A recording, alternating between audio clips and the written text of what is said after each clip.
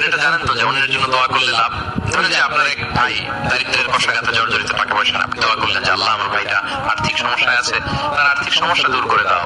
ফেরেশতারা দোয়া করে, আল্লাহ যিনি দোয়া করলো তার যদি আর্থিক সমস্যা থাকে তুমি আগে তার আর্থিক সমস্যা দূর করে দাও। সুবহানাল্লাহ, সুবহানাল্লাহ।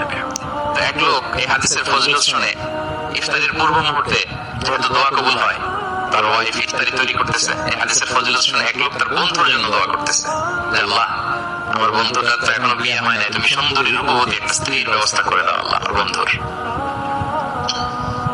এই দোয়া শুনে তার স্ত্রী তো রেগে মেগে আগুন, সে ইফতারি টিফতারি রেখে দিয়ে আসবে, এত বড় সাহস, কি দোয়া করো এসব উল্টাপাল্টা?